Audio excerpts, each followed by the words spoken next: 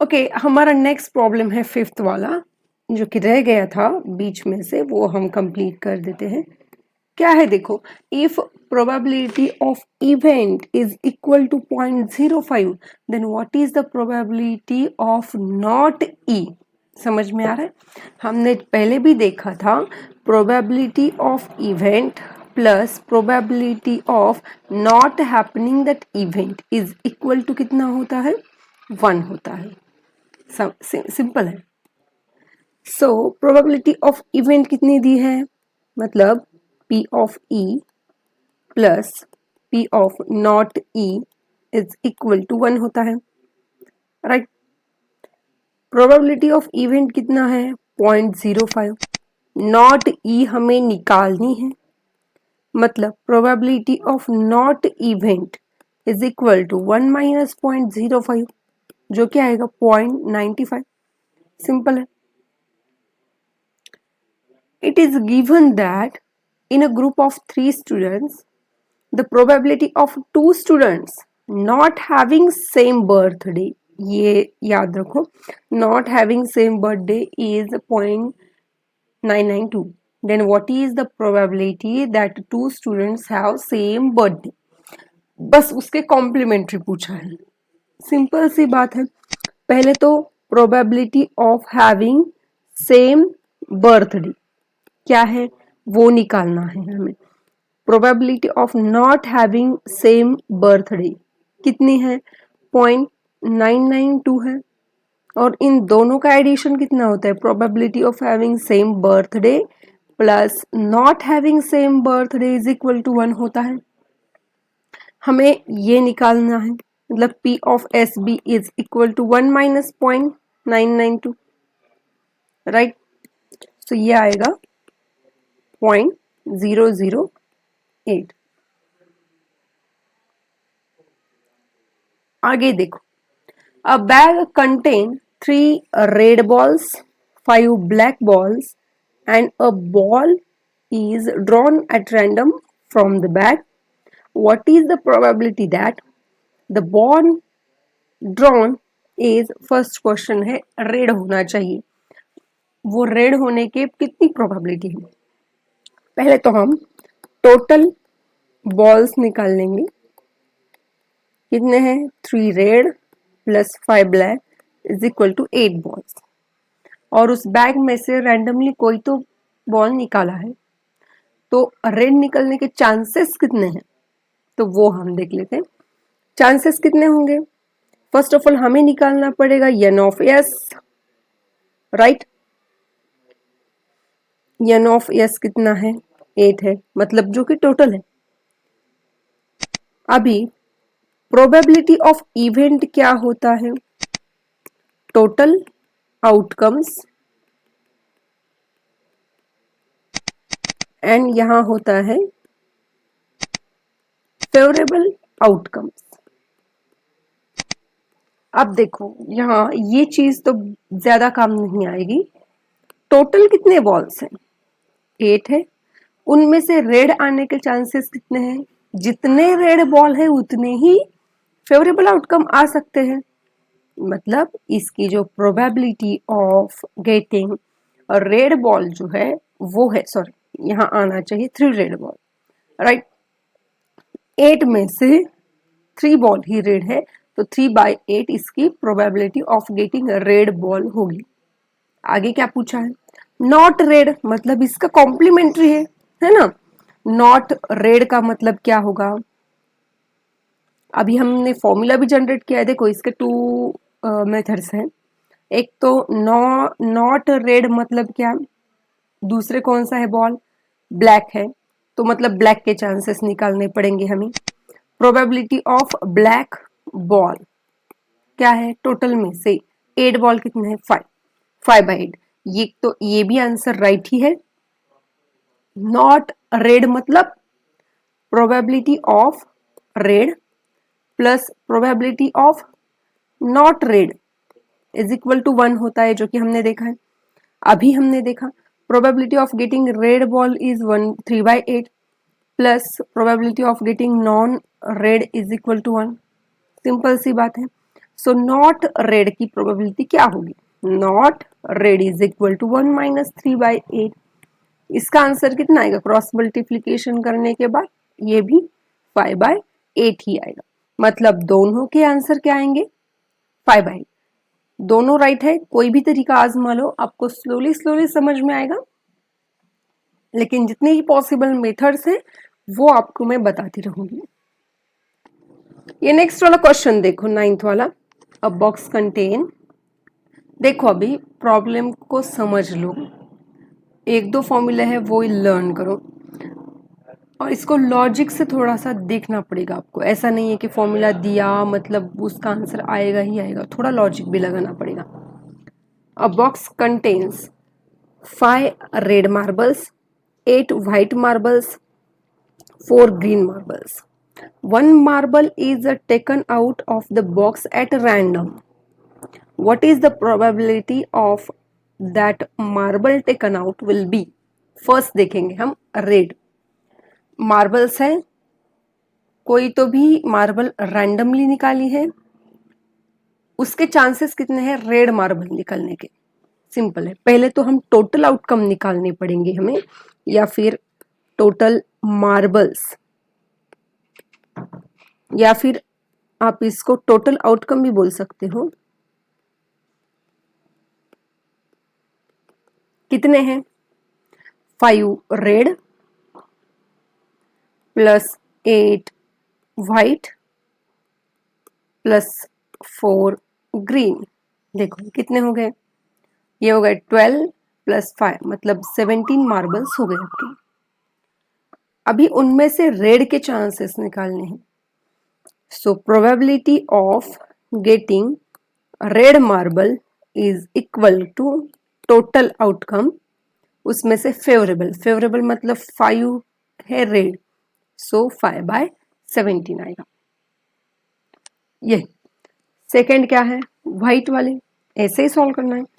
Probability of getting white marble, total कितने हैं? 17, white कितने हैं? 8, तो इतनी प्रोबेबिलिटी है। उसके बाद नॉट ग्रीन बोला है, नॉट ग्रीन। एक तो आप ऐसे भी कर सकते हो, पहले आप निकालोगे प्रोबेबिलिटी ऑफ गेटिंग ग्रीन, है ना, क्योंकि ये तो हमें आसानी से मिल सकता है। Probability of getting green, green की प्रोबेबिलिटी क्या है? 17, कितने हैं? 4। Probability of not getting green, 1 minus probability of getting green, simple है ना। तो क्या आएगा? 1 माइनस 4/17, मतलब 17/4 अपॉन 17, ये आ गया आपका 13/17। आगे, अ पिगी बैंक कंटेन्स 550 पैसे कॉइन्स, सॉरी 150 पैसे कॉइन्स, चलो यहां पर लिखते हैं 50 पैसे के कॉइन कितने हैं? 100 कॉइन्स है। चलो पहले से देख लेते हैं प्रॉब्लम। अ पिगी बैंक कंटेन्स 150 पैसे कॉइन, 50 पैसे के कितने कॉइन्स हैं? 100 coins. 50 rupees 1 coins, 50 rupees 1 coin. 20 rupees के 2 कॉइन्स एंड 10 रुपीज के 5 कॉइन्स है। आगे, if it is equally likely that one of the coins will fall out when the bank is turned upside down, what is the probability that the coin, first देखेंगे, will be 50 पैसे coin, piggy bank है उसमें ये सब coins हैं, उसको क्या कर दिया? उल्टा कर दिया, और उल्टा करने के बाद कॉइन तो गिरेंगे, तो एक कॉइन कोई तो गिर गया, तो क्या प्रोबेबिलिटी है कि 50 पैसे का कॉइन गिरेगा? सिंपल सी बात है, पहले आप निकालोगे टोटल आउटकम कितने हैं। आप देखो बच्चे यहाँ पर गड़बड़ा सकते हैं, कोई कोई तो क्या करेगा, इसको रुपीज में कन्वर्ट करेगा। क्यों? क्योंकि ये 50 पैसे है, ये बाकी सब रुपीज में है। कोई जरूरत नहीं है, हमें कॉइन से मतलब है। कॉइन्स, कितने नंबर ऑफ कॉइन्स है, कितने रुपीज है, इससे हमें कुछ लेना देना नहीं है, है ना। सो टोटल आउटकम कितने कॉइन्स है, 100 coins plus 1 coin plus 2 coin plus 5 coins, मतलब 100 प्लस 1 प्लस 2 प्लस 5 कितने आ गए, 108 कॉइन्स है हमारे पास, राइट। और हमें राइट, अब देखो what is the probability of that a coin will be 50 पैसे कॉइन। सिंपल सी बात है, प्रोबेबिलिटी ऑफ 50 पैसे कॉइन, टोटल कितने हैं, 108 है, उनमें से 50 पैसे के कितने कॉइन्स है, 100 है, तो ये हो गई उसकी प्रोबेबिलिटी। बस इसको अभी सिंपलेस्ट फॉर्म में लाओ, इससे जाएगा ये 50, नीचे आएगा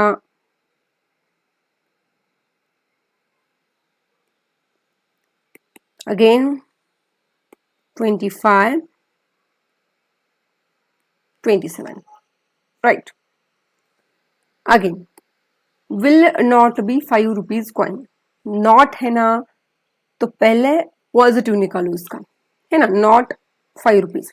पहले हम ऐसे कर सकते हैं, प्रोबेबिलिटी ऑफ 5 रुपीज कॉइन क्या आएगी, टोटल कितने हैं, 108 है, 5 रुपीज के कितने कॉइन है, ₹5। अभी यहां पर देखो थोड़ी गड़बड़ हो गई है हमें लिखने में डेटा, उसको हम क्लियर कर देते हैं। यहां पर देखो 150 पैसे कॉइन, 50 पैसे के कितने कॉइन्स है, 100 कॉइन्स है, 50 रुपीज 1 कॉइन्स, ये देखो हाँ, 50 रुपीज 1 के कॉइन्स है। समझ में आया मैंने क्या लिखा था, 50 रुपीज के 1, तभी मुझे कुछ लगा था कि कैसे यहाँ पर कॉइन्स दिए हैं तो 1 से ज्यादा होने चाहिए, लेकिन चलो गड़बड़ी में हो सकता है। ₹1 के कितने कॉइन्स है, 50। उसी तरीके 2 रुपीज के 20 कॉइन्स है, और 5 रुपीज के कितने कॉइन्स है, 10 कॉइन्स है।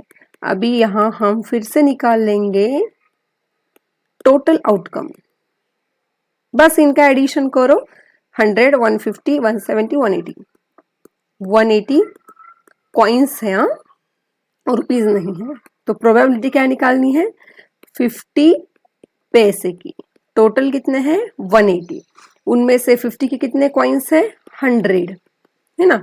अभी इसको सिंपलेस्ट फॉर्म में लाओ, 50/90, राइट। आगे है नॉट 5 रुपीज कॉइन, पहले हम निकालेंगे 5 रुपीज के कॉइन की प्रोबेबिलिटी, टोटल है 180, 5 रुपीज के कितने कॉइन्स है, 10, मतलब कितनी आ गई, 1/18, लेकिन हमें निकालनी है प्रोबेबिलिटी ऑफ नॉट 5 रुपीज की, क्या आएगी, 1 माइनस 1/18, मतलब ये आएगा 17/18। अब ये नेक्स्ट वाला प्रॉब्लम देखो, गोपी buys a fish from a shop for his aquarium. The shopkeeper takes out one fish at a random from tank containing 5 male fish, 8 female fish. What is the probability that the fish taken out is a male fish? पहले तो total fish लिखेंगे हम, देखो mail fish कितने हैं, 5 है, female fish कितने हैं, 8 है, टोटल फिश या फिर टोटल आउटकम बोलो, और आउटकम 5 + 8 13, मेल फिश की प्रोबेबिलिटी निकालनी है, probability of getting male fish, total में से मेल कितने हैं, 5 है, सो इसका आंसर आएगा 5/13, सिंपल है। अभी आगे वाला देखो, यहां पर देखो next, a game of chance consist of spinning an arrow which comes to rest pointing at one of the numbers 1 to 8 see in the figure and these are equally likely outcomes. What is the probability that it will point at 8? पहले ये solve करते हैं। देखो अभी यहाँ पर जो है वो पॉइंट करेगा, ये मतलब एक गेम है जो कि एरो मारने के बाद वो पॉइंट करेगा 8 की तरफ या फिर 7, जो भी नंबर हो। तो उन्होंने पूछा है what is the probability that it will point at 8। पहले तो टोटल आउटकम निकाल लेंगे। टोटल आउटकम्स कितने नंबर्स है, फ्रॉम 1 to 8, मतलब टोटल आउटकम्स कितने हो गए 8। Probability of pointing at 8 is equal to 8 number कितनी बार है, एक ही बार है, so 1/8। Probability that pointing odd number, total कितने हैं 8, उनमें से ऑड नंबर्स कितने हैं, ये देखो 1 3 5 7, 1 2 3 4, कितने चांसेस होंगे 4, मतलब कितने आएगा ये हाफ। उसी तरीके से probability of getting number greater than 2, greater than 2, greater than 2 मतलब ये दो नंबर छोड़ के बाकी सब आएंगे, मतलब टोटल है 8, उनमें से दो गए 6 आएंगे, मतलब 3/4। A number less than 9, less than 9 ही है सभी, है ना, probability of less than 9, total है 8 और सभी के सभी लेस देन 9 ही है, मतलब 1 भी आ सकता है, 2 भी आ सकता है, 3 4 5 6 7 8, मतलब 8 पॉसिबिलिटीज है। सो 8/8 मतलब इसकी प्रोबेबिलिटी सर्टन है, फिक्स है कि मतलब एक आएगी।